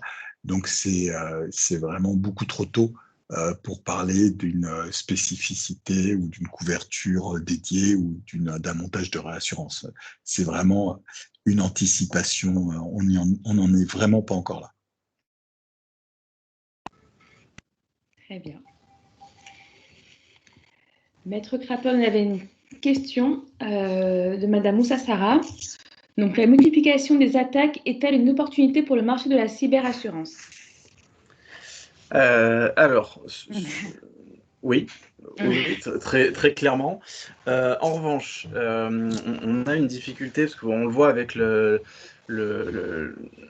la souscription. Alors, je ne suis pas forcément le mieux placé, je suis ni courtier ni assureur, mais je sais que les renouvellements des polices cyber en janvier ont été très compliqués du côté des courtiers, parce que justement, beaucoup de compagnies, voyant que le risque devenait de plus en plus important et touchait de plus en plus d'entreprises, ont augmenté les primes. Ce qui, dans un calcul de primes, d'un point de vue purement actuariel, est totalement logique. Sauf que si on place ça dans le contexte, on est aussi sur des entreprises qui subissent déjà le contre-coup de la crise sanitaire, donc qui ont des difficultés, Et on leur dit, lorsque vous voulez vous couvrir pour un autre risque qui pourrait ruiner votre activité, il va falloir payer un petit peu plus cher. Donc on confronte deux problématiques. Pour répondre plus directement à la question, oui, plus il y aura d'attaques, plus il y a de risques, plus l'assurance forcément est sollicitée. Ça, c'est certain. En revanche, est-ce que c'est une réelle opportunité pour le marché de la cyberassurance? À mon avis, pas totalement non plus. Parce que, encore une fois, il ne faut pas oublier que les cyber-risques ne doivent pas être combattus uniquement via la cyberassurance. Il faut aussi que les entreprises se prémunissent contre leurs propres risques. Et c'est pour ça que, dans un second temps, oui, ce sera une opportunité, mais il faut que les entreprises comprennent qu'avant de se tourner vers la cyberassurance, elles doivent aussi faire le travail de leur côté, de sécuriser leur système d'information, sécuriser leurs données sensibles, cartographier leurs cyber-risques avant de se tourner vers la cyberassurance. Et effectivement, une fois qu'on a fait cette démarche-là, non seulement on a sécurisé son activité, mais en plus de ça, on arrive avec un dossier beaucoup plus vendeur pour un assureur. Parce qu'on arrive en disant, j'ai un risque cyber, oui, effectivement, je fais de la vente en ligne, j'ai un risque. Par contre, j'ai un DPO, il a fait le travail de mise en conformité, j'ai des plans de reprise d'activité si j'ai une attaque, je sais quelles données sont sensibles et je les ai sécurisées. À ce moment-là, l'assureur aura beaucoup plus de visibilité sur le risque. Il sera beaucoup plus à même de délivrer justement un contrat parfaitement adapté et bien évidemment avec une prime elle aussi adaptée. Donc voilà, encore une fois, tout le monde se jette un petit peu sur la cyberassurance en disant les cyberattaques se multiplient avec la crise, avec le télétravail, c'est catastrophique. Mais il ne faut pas forcément avoir cette démarche uniquement tournée vers l'assurance.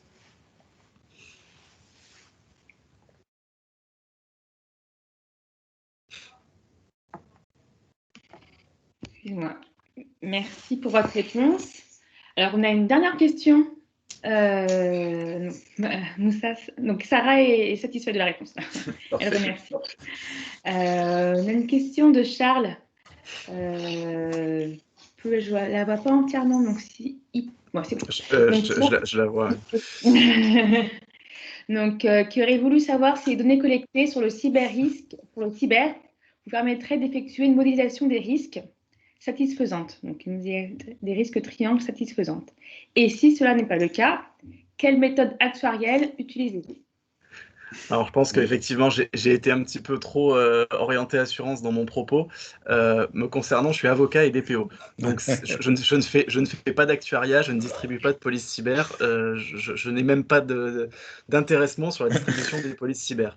Donc, on est plus sur des scénarios que sur des bases actuarielles à ce jour. Voilà. Donc, non, je n'ai pas de modèle. Même les assureurs, en tout cas ceux avec qui je traite, n'ont pas de modèle non plus. Et c'est aussi la raison pour laquelle j'insiste assez lourdement là-dessus, mais la cyberassurance, contrairement à d'autres risques qui sont très connus et qui sont assez classiques, j'allais dire, c'est quelque chose qui doit vraiment procéder d'une démarche propre à l'entreprise. De même que le DPO doit être quelqu'un qui connaît aussi l'activité de l'entreprise. Ça ne peut pas être juste quelqu'un qui va faire les registres de traitement, etc., et mettre en conformité. Il y a un travail effectivement d'adaptation à l'activité. Et le cyber-risque, on ne peut pas dire que le cyber-risque... Alors bien sûr, il y a des chiffres, il y a l'augmentation des ransomware, il y a l'augmentation du montant des attaques, l'augmentation de la fréquence des attaques, oui, mais il ne faut pas prendre ces chiffres de manière brute. Il faut aussi regarder quel secteur est touché. Est-ce que les entreprises touchées avaient un niveau de sécurité suffisant? Est-ce qu'elles avaient un niveau de maturité suffisant face au cyber-risque? C'est des éléments à prendre en compte. Et à mon avis, on ne peut pas avoir de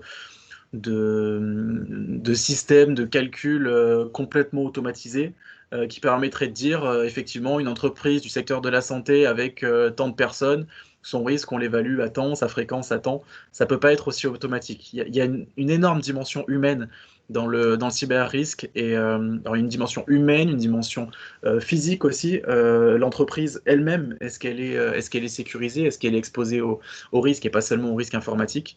Donc non, on peut pas modéliser ces chiffres-là, en tout cas pas à l'heure actuelle.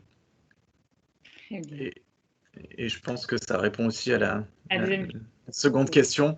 Le taux de progression, alors je ne l'ai pas en tête. En revanche, sur les montants, comme je le disais tout à l'heure, sur les montants des ransomware, entre 2019 et 2020, on a multiplié par 3 le montant moyen des sommes qui sont demandées.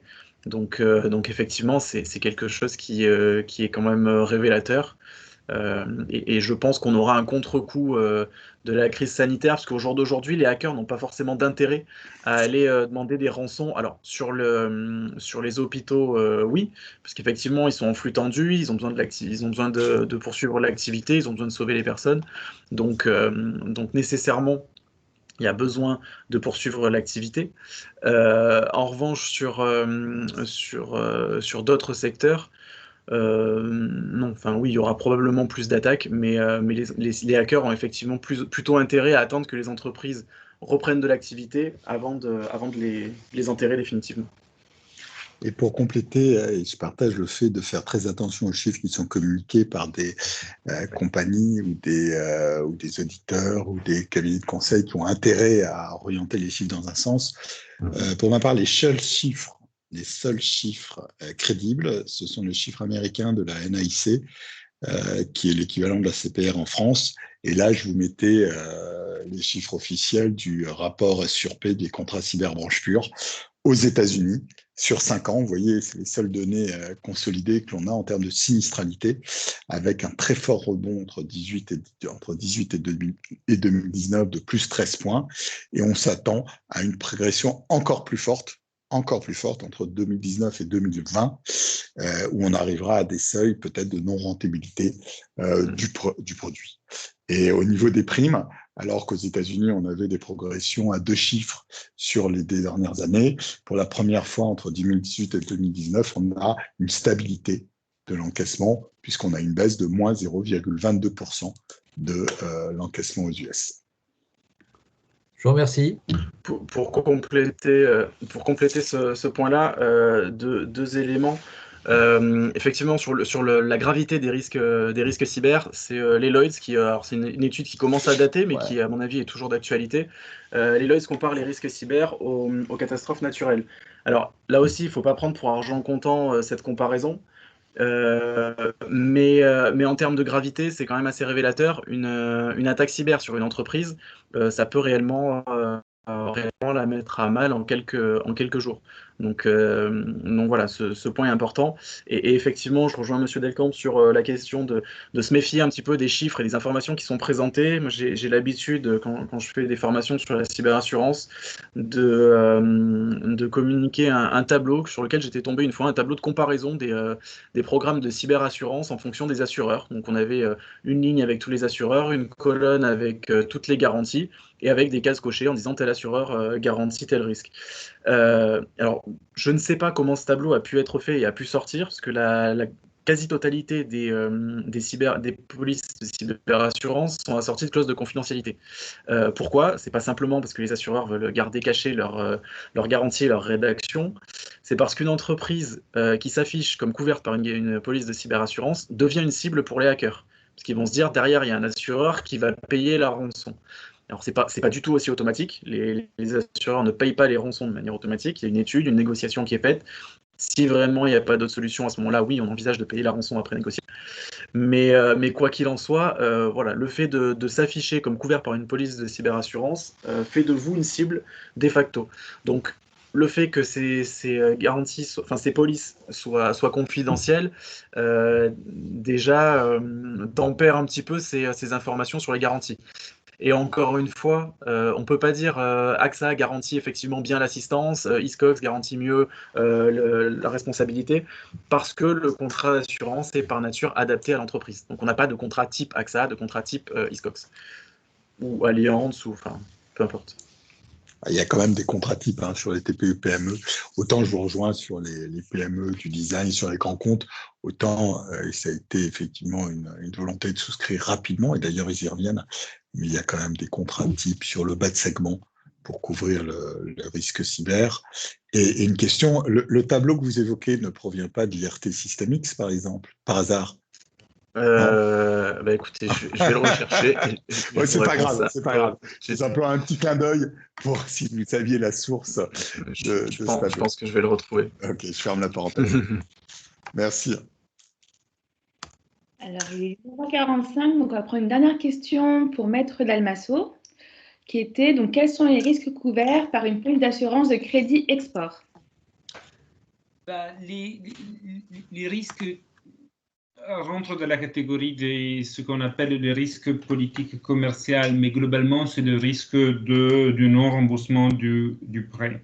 La chose intéressante à noter que s'agissant d'une assurance de crédit et pas d'une garantie, elle est régie par toutes les dispositions légales applicables à l'assurance. Donc, c'est quelque chose, c'est un produit qui couvre un risque et qui impose à l'assuré de faire certaines déclarations, qui impose aussi à l'assuré de tenir informé l'assureur d'une situation où le risque devait devenir plus important. Et il y a aussi certaines exclusions qui sont toujours à prendre, à rappeler, notamment ce qu'on appelle le risque documentaire. Un assureur de crédit ne prend pas le risque sur, par exemple, la nullité juridique du contrat de financement assuré.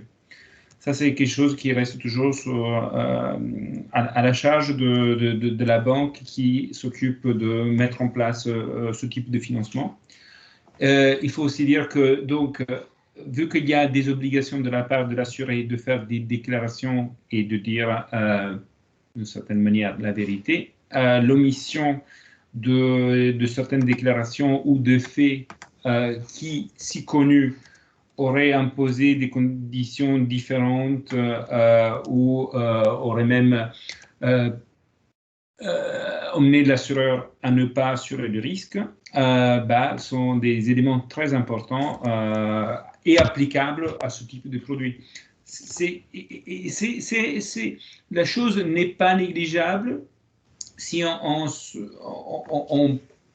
regarde que dans certains pays, par exemple, au lieu d'avoir une assurance de crédit, nous avons des garanties qui sont émises et donc là c'est le cadre juridique de la garantie qui est applicable et donc c'est un engagement qui est propre du garant et pas la couverture du risque et c'est quelque chose que dans les tribunaux on peut vraiment voir la différence parce que ça peut emmener à des différentes procédures en cas de demande et en cas d'appel de la garantie ou demande d'indemnisation au titre de la police d'assurance. J'espère avoir répondu à la question. Monsieur Azerwaraga Emmanuel, j'espère que vous êtes satisfait de la réponse. Et on va prendre une dernière question. Une question pour la tétraphone de Madame Boissu Catherine. Donc, y a-t-il un produit qui couvre la RC en cas d'attaque cyber? On confère l'attaque récente aux USA dans une station d'épuration où le risque aurait pu être l'empoisonnement de l'eau de la ville. Alors déjà, pour répondre à M. Delcamp, je n'ai pas retrouvé la source de ce fameux tableau. Pas grave, tout je suis désolé. Pour répondre à la question maintenant plus directement, alors le principe des garanties, enfin des polices cyber, c'est justement qu'elles ont 3 volets. C'est la particularité de ces polices dédiées par rapport à des polices multirisques qui incluraient une couverture cyber partielle, ce qui est globalement à proscrire. Donc sur les polices dédiées, effectivement, on a un volet assistance dont j'ai déjà parlé, un volet responsabilité et un volet dommage pur. Donc effectivement, le principe, c'est que ces polices vont couvrir la responsabilité de l'entreprise en cas d'attaque cyber. En revanche, dans le cas présent, où justement la conséquence, ça peut être un empoisonnement de l'eau de la ville, donc ça pourrait avoir des conséquences en matière de préjudice corporel ou d'atteinte aux biens. Au jour d'aujourd'hui, les dommages corporels sont généralement exclus des polices cyber, Pourquoi? Parce que déjà, le risque cyber est difficile à cantonner. Donc, au niveau du calcul de risque, on parlait d'actuariat tout à l'heure, les assureurs doivent quand même essayer de chiffrer un petit peu ce que va leur coûter cette garantie. Si on ajoute à un risque très incertain et très fluctuant, un sinistre potentiellement très lourd en termes de coûts, en plus des coûts directs pour l'entreprise, on arrive sur des polices qui effectivement coûtent très très cher. Donc au jour d'aujourd'hui, ce risque est plutôt exclu. Après, c'est pas du tout exclu, encore une fois, que ces contrats évoluent et que dans le cadre de régimes, alors soit de fonds de garantie, soit de régimes obligatoires, on puisse avoir des couvertures comme ça. Mais au jour d'aujourd'hui, c'est pas le cas. Si je peux me permettre, c'est effectivement pas le cas dans les contrats cyber. Par Oui. contre, je vous invite à regarder les contrats de RC classiques des entreprises.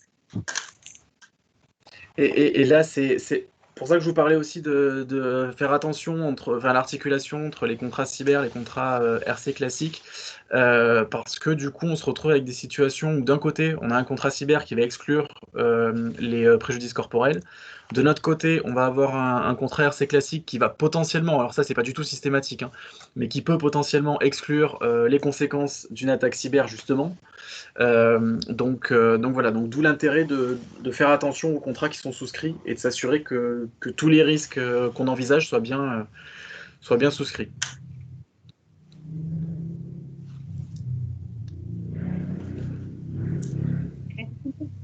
Oui, merci beaucoup. Merci beaucoup.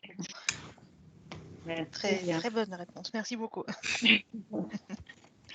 Très bien, on va pouvoir clôturer du coup les sessions de questions-réponses. Merci aux intervenants, aux experts. Hein. D'après le chat, on comprend que les personnes sont très contentes du sujet et il y a beaucoup de questions, donc on peut se dire que voilà, les sujets ont vraiment intéressé. Alors, je remercie aussi du coup donc, les étudiants qui ont organisé cette conférence. Donc, Fabiola, Marais, Maure, Jeffrey et Manuel. Et ils m'ont chargé donc, de vous dire deux choses avant qu'on se quitte. Donc, la première chose, c'est que vous allez tous recevoir un questionnaire de satisfaction, donc d'ici demain ou après-demain. Donc, il vous invite à le remplir. Et la deuxième chose, c'est qu'ils souhaiteraient faire une photo, enfin voilà, une petite photo souvenir. Donc, si tout le monde pouvait allumer ses caméras pour qu'ils puissent faire leur photo. Et voilà. Donc, c'est les deux éléments. Et merci à tous pour votre écoute active et aux intervenants pour l'ensemble des réponses données aux auditeurs. Merci à vous. Merci à vous et votre intéressant, organisation. Au revoir. Au revoir. Alors, ne partez pas tout de suite. Hein. Je pense qu'il faut que du coup... arrêter le partage d'écran, je pense. Arrêter le partage d'écran.